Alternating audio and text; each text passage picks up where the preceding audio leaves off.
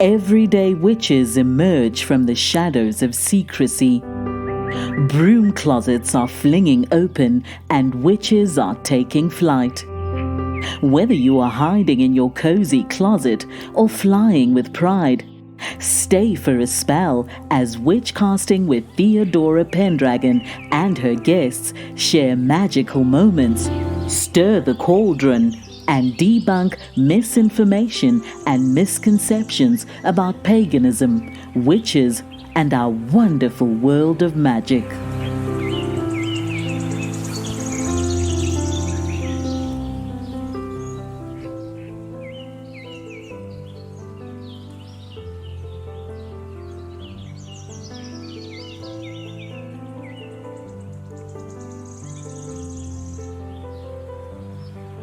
Theodora Pendragon here, and I have a special guest. She's double special because she's been on the show before. Let's welcome Jeannine Kim Mystic. Hello, Theodora. Thank you for having me again. I'm really excited for today.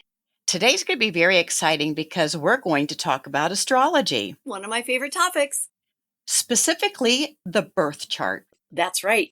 A lot of people think that astrology is about saying what your daily horoscope is. I remember when I was a teenager, I looked forward to that morning newspaper. I'd open it up and I looked for what Aries had in store for me today.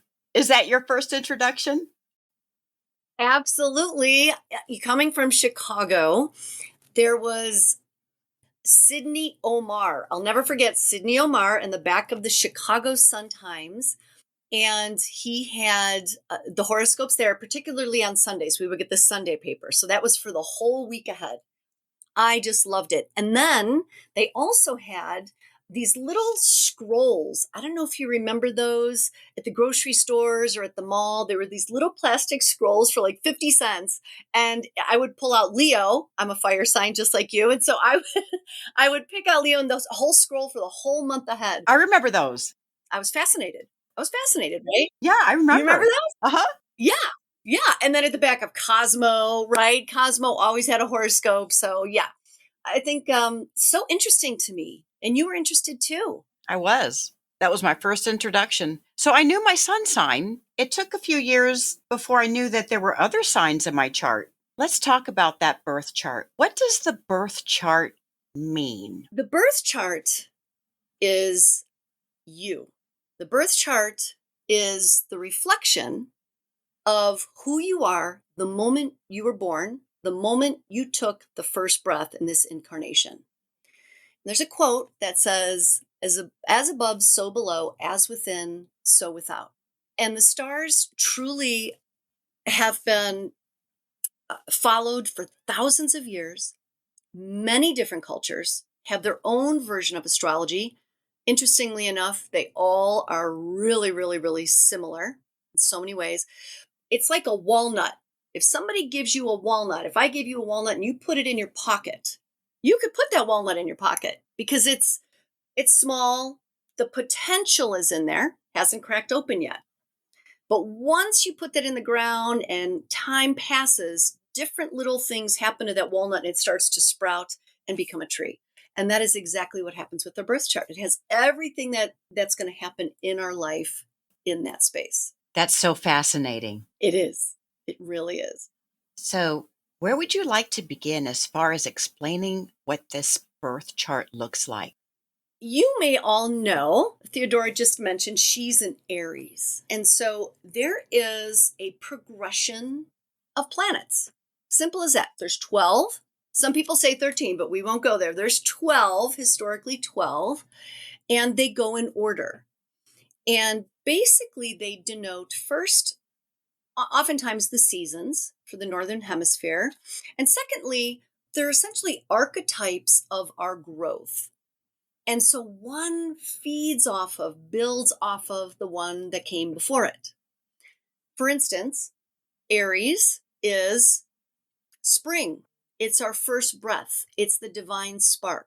It's the newborn baby. It's us at a very young age, who we are before everything else blossoms from it. Then we take that Aries and we move to Taurus. So babies, they need food, they need drink, just the primal stuff, the basic stuff to survive. Then it moves to Taurus, and Taurus is ruled by Venus. And that's about love, what we love. So I'm like, all of a sudden we're like, oh, we love mom. We love that little stuffed animal. We start smiling, we start preferring. And then it moves into Gemini, Mercury in Gemini, and that the twins. But it really shows the other. And so it's siblings, cousin, neighbors, and it's all about, from there, we begin to blossom and move around our whole psyche. And when we use that language and put them all together, everybody is different. Everybody's different. So that birth chart and all the things inside of it speak to a signature of who you are and nobody else, even if you're twins. You said it goes by the moment you took your first breath. So that must mean that another Aries who was born the same day as me, but a different hour, would have a different birth chart. Absolutely. You figured it out. And this is why it is so important that when we do take a look at our chart, the invitation here is to look at our rising sign. And what that means is the rising sign reflects what is on the horizon the moment you're born, which constellation is on the horizon the moment you took that first breath. Somebody's born in the morning. I'm born at 4:20 in the morning. That planet's going to look a little different, or that constellation, the sign, is going to look a little different than somebody who's born at night, because it moves every couple of hours. And that rising sign really speaks to what we're really imprinted upon in this world. Not just this, the sun sign is how we kind of see things, but the rest of it is how we take in the world, how the world takes us in, how we're going to be kind of embodied in that way, and where things are going to happen for us in our life. So it's going to be different for me than you. And the Aries that was born at a different time, it's going to be different than you. So that rising sign is so important and part of reading the horoscope as well. Would you like to talk about the houses, the 12 houses of the birth chart? Absolutely. And it's a perfect segue into it, because that Aries is not only a sign, but it's what we call a house. And there's 12 different houses, or let's just say slices of a pie or slices of a pizza. There's 12 different ones, and they go in progression, kind of like how I was leaning into it before with Aries, then Taurus, then Gemini, then Cancer, then Leo, all the way around the chart. And the houses are where these planets express themselves. They're the where. Where in your life is this happening? Where is this going down? And that is the most important piece, particularly when we are, taking a look at our horoscopes or wanting to know what's going on in our life. If the sun, for instance, is moving into Gemini, which it just did, we all have a Gemini portion in our chart. So every year at this time, we get vitality, we get energized, we get initiated, we get initiation, we have new insight coming in, because the sun warms things up. It brings about an awareness, a consciousness, and it activates all the things that are going on in the Gemini portion of your chart. It's like somebody came to your house and turned a bunch of lights on, as opposed to the house down the street. Can you explain each house? Oh, sure, absolutely. So there are 12 houses, and that first house, as mentioned earlier, it's the space where we identify with ourselves. It's our identity. It's even our body, our well-being, like how we will know ourselves and come to know ourselves personally. The second house is our value of self. So once we come to know ourselves, what do we value? What are we born with? Those first two houses are really that earlier aspect of who we are. So what skills are we born with? What preferences are we born with? Everybody's a little bit different. And that second house is also about the foundation in which we build the rest of our life, how we stabilize, the monetary aspects, the practical measures. It's very earthy. The third house is our communication, our mind. It is air. It is Mercury. It is all about what we think, how our mind works, how we like to think. It's also our community. And it's a space where when we use our mind well, with great consciousness, it's wisdom in action. It's a space where we could really see what we're meant to express in our life, what we're meant to teach and learn, and what we're drawn to mentally, what we're meant to communicate with as well. So that's that third space. Then it moves into the fourth house, which is the house of home. It's got the Cancer. It's a Cancer ruled space. The mother or the father, but it is the bones of the house, more in an emotional perspective. So your home is not only the home you were raised in, but it's also your past, your family. It's one of the deepest parts of the chart and what you need emotionally to thrive. So when you're in that space, it's a real private, deep, deep, deep space as we move around into that fourth location. So whatever planets are in there, we could kind of see, gosh, did this person move around a lot? What was their home like? What was going on for them? We could see that in the birth chart. Okay, and then we move to the fifth house, and the fifth house is fun. It's Leo. It's really where, Leo's ruled by that sun. It's very expansive. It's very creative. It is what we love to do when we follow our heart. And this is one of the points I feel in the chart where when we really answer the call to that place of our heart matters, what we love, medically speaking, right? When we have all aspects of our chart, of our heart going, the circulation is great all over, the vitality is great. But what if we blocked off just a little bit of that heart? Right? We'd have trouble in our bodies. So even metaphorically, when we embrace everything that we love in a playful way, that's what that part symbolizes. Also children or things that we create, our boldness, moving forward, having courage. That's where that expression comes from. The sixth house is our daily life. It's our habits. It's our work. What we do on a daily basis for work.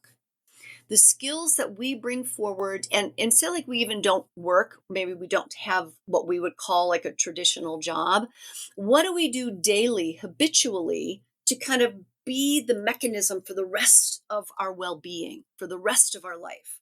So that is that sixth house. And it's all about our health and any crises that we may have when we don't pay attention to our physical body, because it's ruled by Earth. It's an Earth sign. Earth is our bones, our blood. And it could also be the animals in our life, like the pets, which I love, the daily pets. And then you move into the seventh house, and that is relationships, partnerships. I also look at that and say, how we relate to ourselves really steps into play first. And then we interact with other. We get others reflecting back to us how we be with ourselves. But that seventh house really speaks to partnerships. You could look at that space and say, oh, look at what the partnerships that are going to happen in your life. Look at the themes that are going to be going on here. So that is revealed in that seventh space. That's the eighth house. It takes partnerships and it goes deeper. So it's where intimacy happens. So you have these partnerships, but now you're really going to merge everything that you have. It's about sex, money, the things that, are very personal and private, but are really important in our lives, our power dynamics, where we place those deep power dynamics either outside of us or how we play with them inside of us, right? And it's oftentimes the things that maybe are so personal and private, we want to hide them. It's scorpionic energy. They're secretive to us. But it's also money, collaboration, deep creative efforts in that way. And then once you go into that, it's a huge house of psychological transformation as well, that eighth house. But then you move out of there and you go up into Sagittarius. And Sagittarius is like, okay, I've just been through all these other houses, right? I just went through some deep stuff. And now I have more of an understanding of my place in the world. There was a shedding that just happened to be coming, and a shedding. And that ninth house is saying, who am I in this world? What do I believe? Once I've dropped a lot of that conditioning, what do I want to learn? What do I want to share? What are some of my opportunities? And it's about expanding and learning even more, kind of beyond the mundane, beyond the everyday stuff. It's mastery. It's also legal matters. It's very much about nature as well, and a vision, a greater vision for the future, and how we could actively, physically bring that to be. Then we only have a few more houses. So the next one is the 10th house, and that is an earth sign. It's Capricornian in nature, and it represents our authority. We're like, all right, we've gone around the horn completely, fully. We've come to know ourselves and even the direction that we want to go. Now we want to make that happen. And the 10th house is our legacy, what we're here to share with the world. It is also family. It could be father space or mother, father, depending on where that solid, that strength, that the bones, the authority comes from. So that really speaks to even your identity as well in the world. Like, you may shift that identity, right? Because you're kind of coming full circle, and what you started with may look different than where you're ending up. So it's what you meant, what you're meaning to share with the world. Very much you're an authority at that moment. You're an authority of what you know. And the last two is Uranus is the 11th house, Aquarius rather. And it's fun once you get to this space, because this 11th house is about our hopes and our dreams. So you've done the work, you've built the legacy, you've created what you want to create, you've shared what you want to create in the world. And this is kind of like the second childhood. Second childhood, it's the friends that you choose. It's also humanity, how you want to connect with the larger world. You're going to take that personal imprint and then let it kind of leave its mark in the world in a real uplifting way.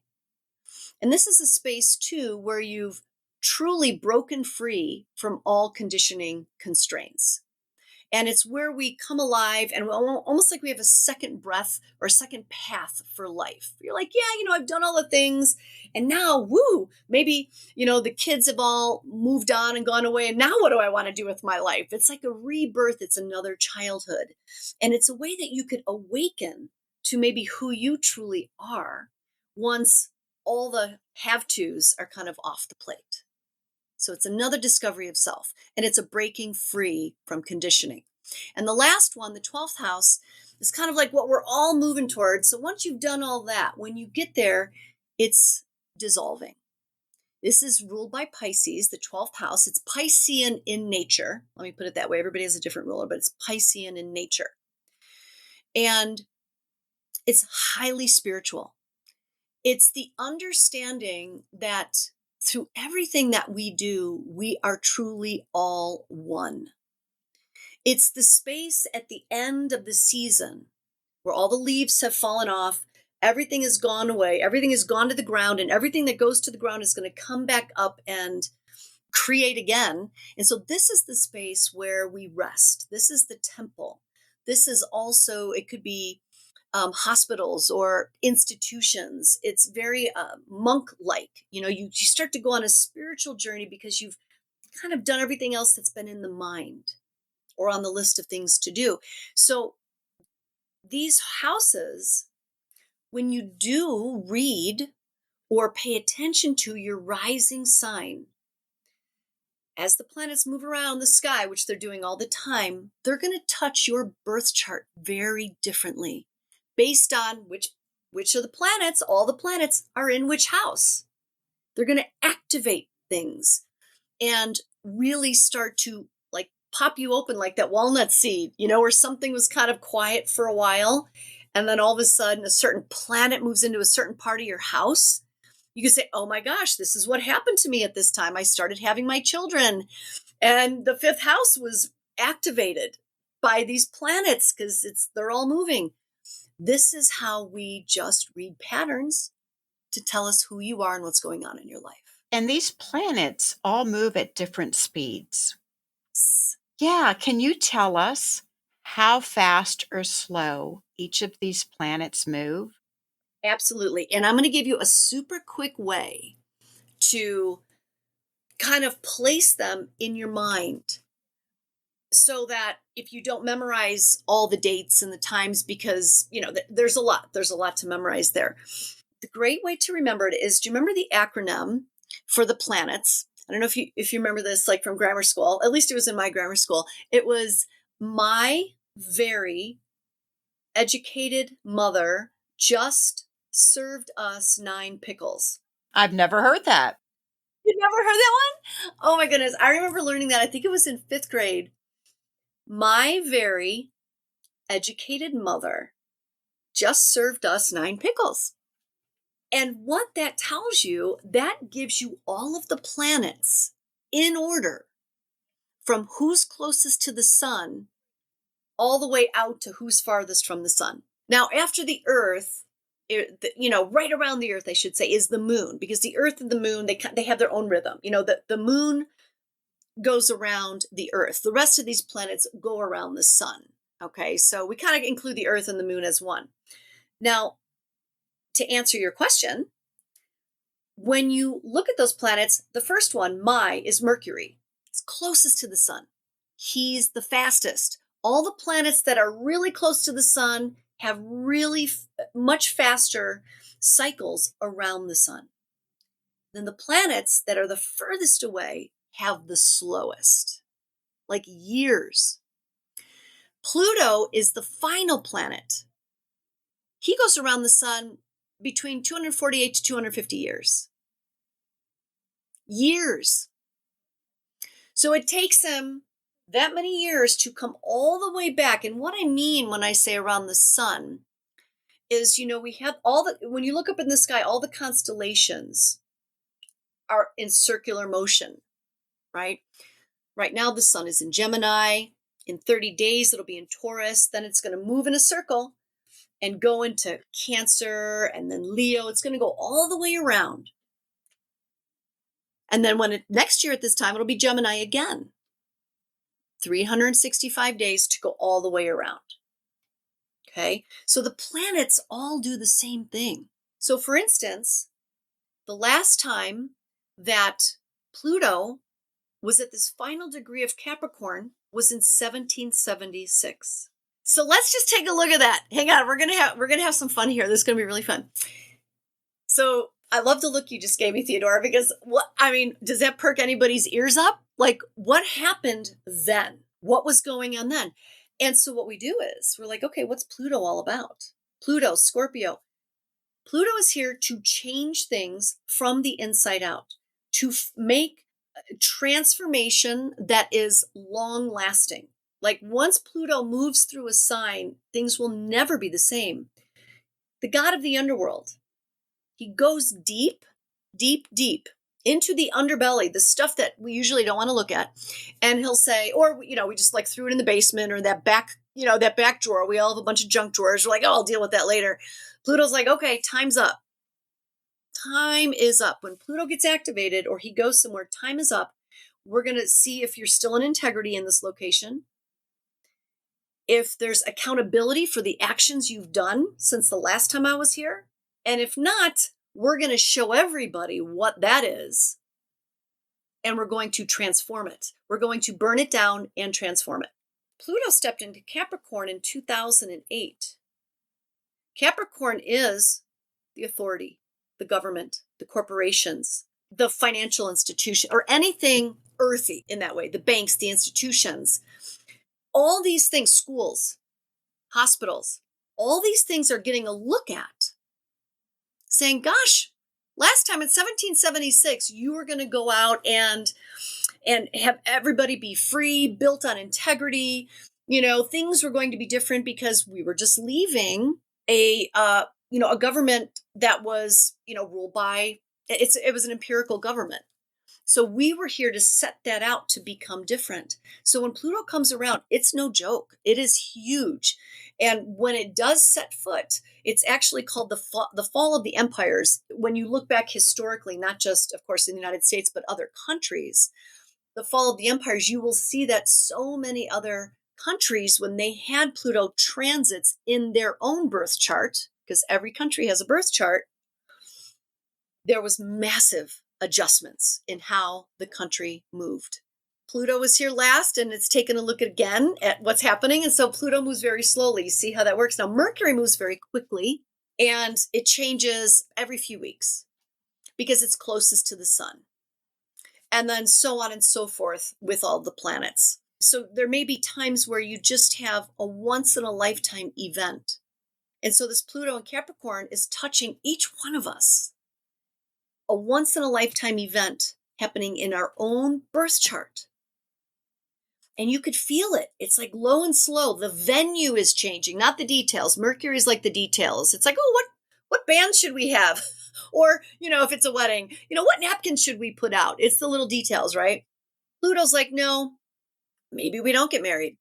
Maybe the relationship isn't working. Maybe the venue changes. It's big. And then Uranus is also another one. Us, Neptune, Uranus just served us. Uranus is once in an 83-year cycle. And so last time this happened was the late 30s and 40s. And the ruler of Uranus is Aquarius. Or I should say, Uranus is the 83-year cycle. It's Aquarius. Aquarius is the planet for Uranus. And that guy right now, Aquarius, is in Taurus. Taurus is our stability. It's fixed earth. It's money. It's our food. It's our bodies. It's the banking systems. And when Uranus steps in there, it's ready to break us away from conditioning around these topics. Last time it was here, it was the Great Depression. Money was changing. What we valued was changing. So we get a chance to look at that again. And the similar themes come boiling to the top, just like with Pluto and Capricorn. It all comes bubbling up so we can meet it with hopefully some new wisdom. Interesting too is that Uranus, because it's the space right after Capricorn. Capricorn is Chronos, Father Time. It's the corporations. It's the governments, things like that. That's centralized. Uranus is decentralized. It is breaking. It's one of the only planets that have broken free from Father Time. That and Neptune, they have nothing to do with the conditioning, the beliefs that have served us up till now. And so we could see this playing out. Isn't it wild? Like, what do you think about this? I know I'm sharing so much, but the patterning is undeniable, right? The way you explain it makes sense. Like the fall of empires, just something like that. It's predictable. Okay, you just nailed it right there. Theodora, my favorite word. And, I used to be an IPO trader. I was in the financial industry. I did many things, but right at the end. And I had done that for about 10 years. And even though you and I were both having fun in our teen years, doing our astrology, and that always, called me on a different level. And then I went and I did the financial stuff. When I marry those two, it's astrology. Astrology is numbers and patterning. It's more, I'm not minimizing it, okay, because there is absolutely the mystical in there, meaning, we always get to leave space for fate, fatum, parts of us that we are yet discovering, the unknown. However, this is a language. It's numbers. And when you pattern them all together, I have been trying for years to debunk it. Like, I think what I do is hilarious because I'm like, oh my gosh, I chose this life because I needed to be proven that this stuff really works. Because, I'm an intuitive, I'm a medium. I come out of my sessions of astrology. I'm like, what just happened in there? I cannot believe it. Blows my mind every time. Every time. Patterning. It's patterning that could let you know why you're going through something. That's what it does for me. That we're meant to go through it. where it's meant to happen, even because there's astrocartography, stuff you cannot deny. What do you do with that? It relieves me on some level, right? So I'm like, oh my gosh, this is a crazy time in my life. And I look at my chart, I'm like, oh, and the planets aren't happening to me. They're not happening to me. I don't, that's not the way I roll. I don't feel that. We are the planets. Like, we are asking to be incarnated to have this experience because we're ready and because we can. And this is what will lovingly help us to grow.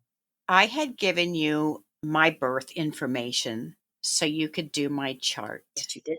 So, what's important for the listeners to know is that the birth chart has certain requirements as far as when you give Jeannine your information to do your birth chart, you will have to provide your place of birth, the year, the month, the day, and the exact time. All that's important. It is so important. And for some of you who don't have your time, because I know that happens as well, we can rectify it, but there's a way to do that. There's a list of questions to be asked. And so don't feel like, if you don't know your time, that you can't do this. You absolutely can. Absolutely. But yes, the more we could have that time is going to tell you about your rising sign, which is one of the most important signs in the chart. It's like the captain of your ship for sure. Theodora, do you want me to share your birth chart? Sure. So let me switch over. I'm going to go to your birth chart first, and then we'll go to transits after that. And transits are just a fancy way of saying Theodora's birth chart is going to remain her birth chart forever. Always going to be that way. There's other ways that we could get into secondary progressions, things like that, but let's not worry about that. The main imprint is all Theodora for her whole life. And the transits are today's sky. We're going to look at that secondly and see what's activating for her. Okay. And by the way, any baby born today, that's their birth chart. The transits that we call transits today, that's their birth chart. That's who they are. So let me go ahead and switch. Theodora, can you see your birth chart? Yes, I can. Let's check the date and the time up in the left-hand corner. Can you tell me if that's correct? Yes, I was born April 11th, 1962. The time, 11:35 p.m. in Augusta, Georgia. So first thing we do, I know that as we look at the chart, it's like, oh my goodness, what does all this mean? It could be a little overwhelming, but let's not worry about what any of those mean and just take a look at the feeling tone of it. And then when you take a look at the feeling tone of it, I want you to superimpose a wall clock, a round circular wall clock over your chart. And when you do, you could see the four main corners, 12, 3, 6, and 9. Do you see those there? I do. Okay, great. So that's how I'm going to refer to understanding what goes on for you. Okay. So between 3 and 9, that's the horizon line. Let's call that the horizon line. Okay. And anything that happens above it really mostly speaks to what you're meant to share with the world. Okay. Or what's meant to be more, let me put it this way, transpersonal, out there, relationship oriented. Anything below the horizon line. Imagine it's the horizon. Okay. It's a full on, it's the ground. Anything below that is very personal to you. Okay. So it's how you're going to grow personally speaking. And then the 12 and the 6, that's like the spine. So if you imagine a tree growing, okay, and the base of the trunk would kind of line up right with this horizon, right? And then the roots would be down below, particularly down to 6, at 6 o'clock. So that is the way that we're going to navigate this. Okay. Any questions on that, or does that feel pretty comfy? It's comfy. Yay. All right. So what do you notice about your chart, first of all? I noticed that some of the houses are empty and some of them are full. They are. And that, depending on the person, that absolutely, when you feel into that, it could either mean that they're mastering something there. They've already mastered it. So the energy's gone elsewhere. Or this is something that you really want to start in on.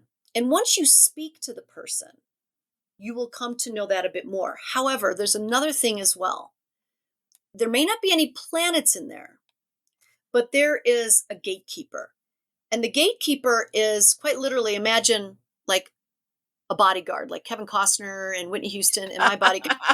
One of my all-time favorite movies, right? He's always at her front door. He's keeping an eye out for her. Well, we all have one of those. And so if we look at this whole circle, you could see on the inside, take a look on the inside, not where all the lines are, but the numbers 1, 2, 3. You see those numbers that go around there? Yes. Those are the houses that I went through earlier. So when we go in a counterclockwise fashion, you will see, for instance, the 12th house. The Kevin Costner, the gatekeeper, the bodyguard of that place is right up here at the beginning of that house, going clockwise, and that's Scorpio. That symbol is Scorpio. That's a glyph. And what that means is he's the gatekeeper of this house. And even though it's empty, there's a planet that goes at Scorpio. That's Pluto. So what we do is we go look and we say, hey, here's Pluto. Pluto is over here. And we see what he's talking about. And that gives us insight as to what's going on for you here in this 12th house.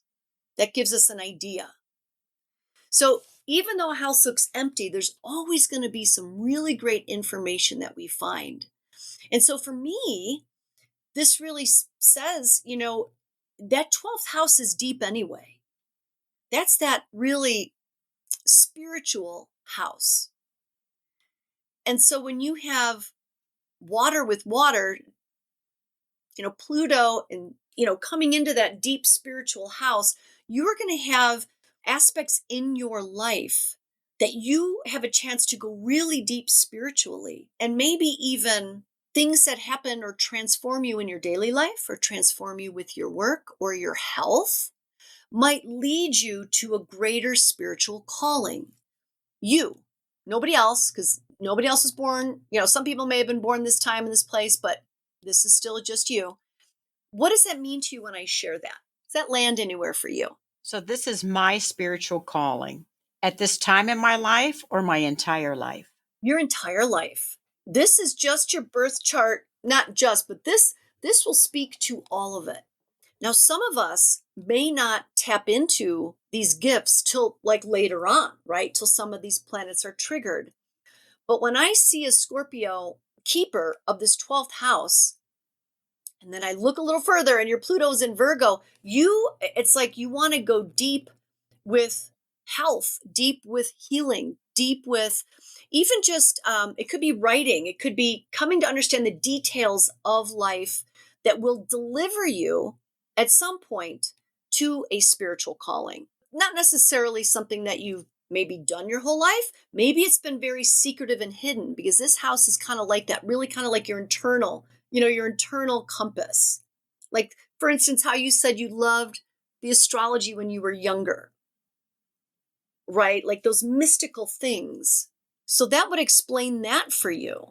But what I love the most is take a look right here at 9 o'clock. You have Sagittarius is your rising sign. So you have this amazing fiery sun, this airy sun, leader, pioneer. I'm curious if you were the firstborn or you took care of, if there were other children in your house that you took care of at all, or you were maybe the most spunky. All of it. Is that true for you? I'm the most spunky and I'm the firstborn, and I took care of my siblings. See, there you have it. It's right there. Okay, cool. And right? Wild, right? And then the Sag is, Sag is about freedom as well. Again, I have some 5D planets in here. So what the heck are those? I won't go too far off the edge. Those are just, simply put, those are planets beyond our main planets that we know. The ones that I said earlier, my very educated mother just served us 9 pickles. It's some other objects beyond those that give us different insight, right? But again, you have Sag. That's fire too. And that's fun. It's big energy. And I always hear Madonna singing, "You Could Be My Lucky Star." Like, because Jupiter, like, historically has been known to be that, but it's here to So you're saying I'm a lucky girl? I feel that way. I mean, look at you. Look at you. Aries, Sag. And we look, where is Jupiter? Ooh, here's this yumminess again. Jupiter is a planet that lives, typically its main home is Sagittarius. Okay, they're linked. Planets and constellations are linked. That's how we pattern it. Jupiter is here in this third house of learning, of how your mind works, what you're drawn to mentally, how you share things with yourself and with others. And it's in Pisces. Pisces is that spiritual.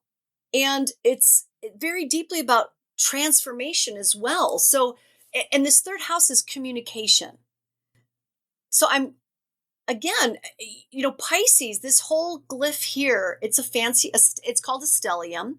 Fancy word for 3 or more planets in the same sign together. That's what that means. It's just a way to say, I'm really going to focus on all things this sign. It's very spiritual, very artistic, musically driven as well. It doesn't mean you have to be any of those, but you're definitely tapped into something beyond you in this way. And Mars is here. And because your sun is in Aries, Mars is the ruler of Aries. So you go here, girl, you have this spiritual capacity. And I giggle because I'm like, oh my gosh. And here she is doing this podcast. You are here communicating it. And it feels as though, and I'm going to take it one step further, then I promise I'll stop. I get all excited when I see the chart. Do you see this key here? It's a glyph. It looks like a green key. I do. At the very bottom, between 6 and 7 o'clock. You see that guy? That's Chiron. Chiron is known as the master healer teacher, the wounded healer. He taught the gods. He's a centaur, part beast, part god, right? And we all have a Chiron, every one of us. And Chiron speaks to our biggest wound. But because it's a key, when we go to that wound, when we answer the call to maybe what we feel the most vulnerable about, the key is there. It unlocks so much other trauma that has occurred in this life, and dare I say, perhaps other incarnations, maybe, just maybe, if you believe in that, something that your soul has been wanting to do. So when I look at you, what I see is that there is a spirituality that you were extremely wise about, a teacher, a master teacher about in another lifetime that maybe you weren't able to experience or express before. And now you're doing it. You're like, I'm doing it, Mars. I'm going big. I'm going home. I'm drawn to doing it. And it's right across the sky from that Pluto. So that means something, because we want to look at patterning, and they're having a relationship. Pluto is the great transformer. Again, I see you were a healer in another life, teacher, shared with others, but maybe sent away, maybe exiled for it in another life. And you're like, not this life. It's the third house, loud and proud. I'm going to communicate it. Oh, maybe I was burned at the stake. Well, Pluto is actually burning things down. And Black Moon Lilith, let's scoot over here. You see between 9 and 10, there is a moon. It's black with a cross. You see that? I do. Mm-hmm. That is what we've been shamed for. And because Pluto is near, this is past lives. And this circle here is your lot of fortune. But Virgo is also has to do a lot with a great gift that you have, your ability to be able to be healer, but also shame around that. And Pluto absolutely burning it down. This is the feminine. There, to me, this says it very clearly that your wound in another life. Look at the number there, 7. Chiron is 9. They're only 2 degrees away from each other. It's telling you here, oh yeah, you're going to kind of relive the same calling, but because it's a new life, if you have the courage to move through it, and you will, you poured courage, it dripped down all the branches in your chart, and you're like, and I'm going to bring that forth and heal what my soul needs to heal with my expression. And you will transform others in the making. Pluto's what, see up here, it's what you share with the world. It's the top of the tree, transforming the holistic voice. So what do you feel when I say this? I must be serving my purpose. You are. Yep. Yep. And where else I could say that for you? One more little thing. Another thing I'll say is you could read a chart for years, and it will reveal new things to you. This north, see this over here to the right? It's kind of between 8 and 9, and it looks like a right side up horseshoe. Do you see that over there? Yes. Look directly across the sky from it. There's an upside down horseshoe. When we look at this, so many other cultures, everybody has a little different take on astrology. But one of the main components that I have found through the years that really stands out is people's, when we connect through our karma and our dharma. This is called the nodes, the nodal axis. The north node is what you're meant to go towards in life and really blossom and evolve into. And the south node is masteries that you've had. You want to integrate those masteries in your life while you step away from the traumas, while you let go of what that was from other lifetimes, quite possibly, or this life. So what I love here is your dharma is to be seen. Leo is the sun, man. Like, there's no other sun, unless we're on Tatooine. There's no other sun in our most recent universe. The one that we live in, that we're aware of. There's really no other sun here. And so you being able to roar, you being able to express, Uranus is close by, the great awakener. And you really have an opportunity to kind of bring that into the depths of people's souls and psyche and really activate your own power source. Whereas before, perhaps your power was taken care of outside of you instead of inside of you. Does that make sense? It does. So many parts in this chart. I just see that you are meant to shine. And this is truly, you're like, yeah, this is what I'm coming for. Especially the numbers here. This 21 degree over here at 9 o'clock hour of your rising. It's the same number as your sun. That's a fire trine. Trine meaning a manifestation. You're here to inspire, even just by your own being. You're just very inspirational. You stand alone and people, but you're not lonely in that space. Sometimes it may feel that way because you seem like such a pioneer, but just more revered, like you're very inspiring. Do people tell you that? I have been told that. Have you? So what you're saying is that my chart is revealing that I'm a very charming person. Extremely, delightfully charming. Delightfully charming. Absolutely. And then you have this really yummy Cancer moon. So the big three things that I would say whenever you're looking at your chart, first would be your rising sign. And you could find that out even on my site. You could go to charts and you could draw your own chart, or there's plenty of apps online say, I want to draw my own chart, and it'll tell you your ascendant, also known as your rising sign. Then you'll read your sun sign, and then your moon sign. And the moon speaks to what you need to recharge, what you need to feel emotionally met, emotionally seen on your days off when nobody's looking, what you need. And you have this Cancer moon, which the moon is at home in Cancer. That is its home sign. Really, for you, it's food, perhaps, or just being nurtured and held. Somebody able to say, yeah, that's what you emotionally need. Like your emotional needs, really making sure that they're met is the best way to make sure you're filled. Would you say that about yourself? Do you know that to be true for you? I can easily recharge my battery all by myself. So I can read a book or lock myself in my sewing room, and I am very content. that downtime. So it's not about going out and kind of like some people, maybe a Leo moon, they prefer to go out and play, or a Sag moon, travel makes them feel better. For you, it sounds like and plus Cancer is a cardinal sign. So very much it's a crab. And a crab is at home within itself. Yeah. So what else? Any other questions you might have? What would be a typical question most people want to know about their chart? You've covered quite a bit. We have, and there's always so much more. Let me see. Theodora, do you have children? I have one, Okay. Is it a girl? a boy. Okay. It's a boy. Okay. I only ask that because Venus is here and it's girl or boy.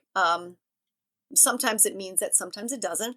But what I see here is that it's Taurus. So there's great value here, great value in your children, in your creative endeavors, in you wanting to be playful. You'll find value in that very much so. But a lot of times people will ask about children, or they'll ask about their love in their life, or what they're meant to do. Those are some of the big three questions. You know what I think I'm going to do for you? Let's stop sharing here, and I'm going to go to your transits, and then you could ask, we could take a look at what is coming up for you over the next months ahead. Would you like to do that? Oh, that will be fun. Wouldn't it? I think that'll be really fun as well. So this changes daily, which is what I love, is that we can really see some transits that are happening. Can you see all the charts now? I can. Okay, I know it's a lot, but don't worry, we'll decode it. So this inner part here is you. This is the chart we just looked at. The external is the planets that are happening right now in the sky. Remember how we said before the sun was in Gemini and it's creating a vitality in a certain part of the chart, right? Your vitality is happening in the 6th house of health, of work, of daily life. And you may find over the next 30 days that you might start to get a little more busy. Or, every time this year, if you look back, of course, different things happen different years, but for the most part, this is the time where you might really start to focus on these aspects of your life. It has that, if you look back, you just take a little glimpse back. Does that seem like something that comes up for you when you do look back? As far as my work? Yeah, work, daily life, might get a little more busy. Oh, I'm swamped. Are you swamped? Okay. That's probably going to be this way for, let's say, till the solstice, which is June 21st, when the sun moves into Cancer and we start summer. So when you see this happening, what you could say is, oh my goodness, the sun is going to come and activate these things. Let me schedule some days off just to stay balanced. Because this is also the house of health. And when I say health, it's not a scary thing, health. I look at it as a holistic way to be with yourself on a daily basis. So in other words, are you creating space for your emotional needs, which I loved? You go in your room and you sew. Just taking a moment. I know you got a lot on your mind, but can you take a moment for that to recharge? Your mental needs, letting the mind check out a little bit, reading a book. Your spiritual needs, what is inspiring you, and even your physical needs. So every time this year, when you fit that into your schedule, this will serve you better. How does that sound? Well, I'm a very structured person, so I do have a schedule. I pretty much follow my schedule. Yes, that is fantastic. I see this here where you have in this space right over here between 3 and 4, it looks like a little fire and then a hook. That's Vesta. She's devotion. And here it is.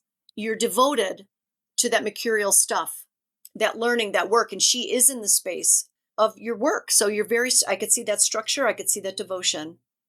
Very much so. Structured mind. It's right there for you. Let me see one more thing. Now, here's a fun thing I'm going to share. And then maybe we could finish with this. We are shifting. We just had it happen in May a little bit. We had 2 new moons in Aries. Okay. So we know you are an Aries gal. Look at all these buggers here. These are some 5D planets. Not only is your sun there, but Pallas Athena, she's out of patterning, fairness. Mercury is the mind, right? Eris is somebody who really awakens from the inside, fights for truth, fights for the marginalized, the fringe. Again, in the home, you were very fair leader, I would say, in that way, and caretaker. And then also Sedna, and she's the she's the great record keeper. So many other lifetimes when you were a leader, so many other lifetimes, you're going to be able to access that mastery and bring that forth into your life today. So you had 2 new moons in Aries. This got charged up again. 2 new beginnings, even in the home, who you are in the home, your identity in the home, and even not just the home that you're in now, but even perhaps your family. What's going to happen come this summer in July? The current transiting nodes, those horseshoe guys that we talked about before, what we're moving into, what we're evolving into, they're shifting from Scorpio and Taurus, or I should say from Taurus and Scorpio, into Aries and Libra. So this part of your chart, you're going to be eclipsing a lot of past ways, past identities, maybe places you've lived, maybe the dynamics of the family, leaving maybe old work, old legacies behind, allowing that to fall away while you really expand into new work. And this too is very much like if you have a home, if you work from home, doing these podcasts, this could really turn into even more than you imagined at this point. Or something else that you may be working on would bring that forth as well. But this is really going to be activated for about 1.5 years. So let me ask you this. What were you doing about 18.6 years ago? Same things, exact same things don't really take place, but similar themes and similar feeling tones. Do you remember that far back about what that might have been? I can remember that far back, but not exactly. I can't exactly pinpoint what that means. I was changing jobs. Ooh, there you go. Because up here, where the Libra is, that is the letting go. That's the tail of dragon. That is the south node lets go. So you were letting go of how you identified in the world, what your title was, what you were shifting in regards to the bigger work. Like this is career, over here is work. So you were really shifting that up. And then down in this space, you were coming to know yourself in a more grounded, rooted way. As you shift on the inside, everything on the outside changes as well. And you're going to have a similar invitation here. How do you want to be in your most private spaces of self? What are the needs that want to be met? How do you want to share those? How do you want to bring that forth? What's going on in your home or your family? So over the next 1.5 years, you're going to be able to level that up again. So just consider that. Think about that even after this podcast. Between 17 and 19 years ago, what were the main themes? And then 17 to 19 years before that, what were the main themes? And it's amazing how you're like, oh my goodness, I remember what I was going through. And you'll have another chance to meet that again. This is also fascinating. You're really healing your voice, by the way. I'm even sensing intuitively, your voice is becoming your own, your true own. And I say that because look down here at the 6 o'clock hour on the outside circle. You see that green key? I see that key again. That's our Chiron. There he is. That's the transiting key. And see that number 18? He's right on top of your personal Mercury, which is your voice, your mind, maybe the voice that you did have or didn't have, couldn't have in your family of origin, in your home. It's now there's a healing balm here where, that you opened up that voice, you used that voice, and that got that energy moving. But now you're like, ooh, what rolls off this tongue is all me, man. Not what I have to say, what I want to say. This is a once in a 50-year cycle. So if you look back roughly 48 to 50 years ago, that was the last time Chiron was right on that Mercury. So that must have been really when your voice got activated. It really started to bubble. But now it's finessing. What do you think about that? Well, this sounds kind of scary because I thought I was pretty blunt before. I guess I'm going to get worse, right? Uh-oh. No, I get it. No, I see how you're blunt. I mean, Mercury in Aries, that's as good as it gets. But that's as blunt as it gets, truly. That's like what you're going to hear it unobstructed, because Mercury is speaking and Aries is unobstructed. It is, that's an initial truth. What I feel here is that it's maybe not how you say it, but it's even more like you're going to just be able to draw from more of even a finessed mindset. It's not just maybe how you speak, but the mind. You know what I mean? Like what's coming through you, what you're allowed to think about now, what you're allowed to want, to desire, to take in and learn and share is also what's healing and shifting for you. Maybe moving away from that conditional thought, or, if anybody could wrangle you, which I'm sure they couldn't, but now you're even going to go deeper and richer with that. So it should be fun to see how that is. Amazing, right? It's amazing. I love it. I mean, I could go on for hours, but any questions? I don't have any questions, but the listeners, Yes. I hope they're excited about my birth chart and will want to know about their birth chart. So how can they reach out to you so that you can do their chart? Thank you. They can reach out to me at JeannineKim.com or themystic.JeannineKim. Because this is very exciting, and I'm sure other people will want to do the same thing. Oh, I hope so. To me, it's really, for somebody who feels a lot and senses a lot, it's been a relief to know that there's something bigger out there that is showing me back to myself. There's like a bigger plan. And I know that I'm a very faith-driven being anyway. But when I see it even, I'm like, oh my goodness, well then let me go through it. Let me go through it, because it's meant to be met. So I hope others find that as well. That's why I share astrology the way I do. And like we said earlier, it's predictable. Our charts are predictable. Yes. Can I share a really quick story? It'll be really quick. Sure. There was a gentleman that I was able to read for, and he was a war hero, Vietnam. And in my eyes, I feel anybody who's gone to Vietnam is a hero, period. But his story, without saying his name, speaks to, he went these extra lengths and he was really, he was awarded for that. Okay. So when I looked at his chart, there's a thing that we do called astrocartography, where you can look at the chart and all those awesome numbers and the glyphs and everything that we saw for you, you place that on the map of the world. And it shows up and it gives us information about what's happening in certain parts of the world. So this gentleman was born in the Midwest, okay, and in the late 40s.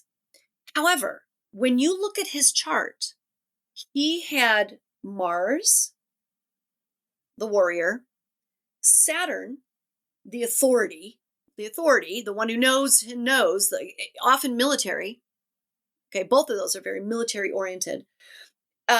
Pluto, the one that goes into the underworld, looks at death, rebirth, transformation, like burns things down, not afraid to get into the muck of life. For the rest of us, we're like, heck no, that's too deathy. I'm too scared. He had all these planets located in two places of his chart, right over Vietnam and right over Washington, D.C. Now, let's just take a look at this. If his mother came to me in the 40s and said, Tell me about my son. The context of people's minds in the 40s, Vietnam or that part of Asia was not really in anybody's context, right? Yet I would look at it and say, interesting. He's got tons of planetary activity here, right over Vietnam. Tons of planetary activity right over Washington, D.C. Now, the reason why I bring that up is because he was so awarded for the specific acts and courage that he had. Okay, so Washington, D.C. is big for him as well. It was in his chart at birth. You just can't make it up. That's fascinating. It is. Right? It blows my mind all the time. As an astrologer, were you doing birth charts on potential suitors? No, actually, I met my husband like 20 years ago. And actually, 20 years ago today, he asked me to marry him, believe it or not. So, but I met him about a year prior to that. And no, I was not. I didn't dive into it real specifically till about 7 or 8 years ago. That would be fascinating, right? That could be a service that you could provide, is a compatibility chart. Do you offer that? Absolutely, I do. And actually, you see that in the Hindu culture. They do that quite often. Those birth charts are everything. And so I mean, people now speak of love language and things like that. But when you look at somebody's Venus, your Venus is in Taurus.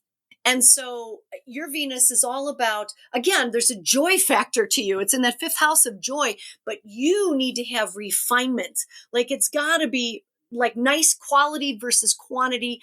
That's kind of like your love language. Stability is a love language for you. Somebody to really show what they're saying, even financial stability, food stability, housing stability, just stability. That's a love language. Where somebody else, if they have Venus and let's say Sagittarius, they might want to travel or learn. Like that's the way. There's something totally different for them. But it's fun. It's fun when you do point those things out, and then you could understand somebody so much better and give them what they need and have them, help you express yourself and ask for what you need. It's fabulous. I did know that about arranged marriages, that they do an astrological chart to see if they're compatible. Yes, it's amazing. It's fascinating. Yeah. So on your website, someone can make an appointment with you and you would do their birth chart, and you could also do compatibility charts. Absolutely. What other charts do you offer? Family dynamics, charts with their significant other, with children. I even do pet birth charts if they have the times and the dates.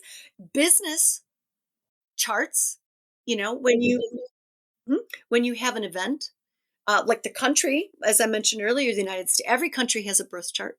So, these things, not only their birth chart, but for the specific events, like what might be a great date to launch this, or, what might be a good time to possibly plan a wedding or whatever. It doesn't have to be a wedding, but those are usually pretty big. I love it. I love taking a look at the family dynamics as well, because even if somebody feels out of place, they are exactly right where they need to be. And I speak to that because I'm the black sheep in the family, but, and I was adopted. So I could look at that like, oh my goodness, my birth family and then my adopted family, every ounce of that is in my chart. Every ounce of it, every ounce of that story. Another good chart to do is for business partners. If 2 people, 5 people want to start a business, you could do a chart to let them know if they are compatible business partners. Absolutely. That is brilliant. And also a way for them to communicate best, or to, how to work with each other based on the dynamics that we're finding. Absolutely. Because whenever we come together with others, it's like a family. And, there's all those different moving parts that are really ultimately just reflections of us that wants to rise and be worked with.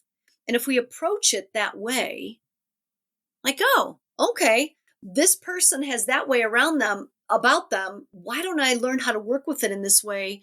And then you are becoming greater with communication, greater with understanding. And, and then they feel heard and understood in an entirely new way. I work with that all the time with my own family, for sure, and partners. Yeah. So like I said, I'm going to put your links in the episode notes, and people can reach out to you and get a reading. Thank you. This has been quite educational and fascinating. And fun. I had so much fun, Theodora. Thank you for being vulnerable and letting me read your charts on screen at that. It's very private, and I love that you just did not mind. And I love it. Thank you. I did not mind. That Aries girl. All of you listeners out there, you now know my birth date. So next year you can send me presents. Heck yeah. An Aries girl with the Sag rising, send her presents.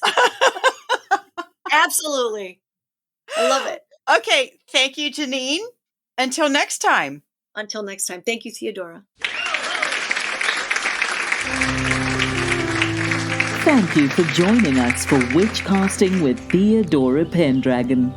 Have a burning question or have a topic you'd love Theodora and her guests to discuss on the show?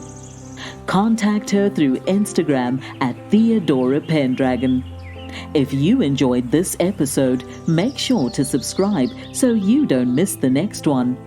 And help us spread the word by leaving us a rating and review and sharing it with your friends. See you next time, and may your magic always shine.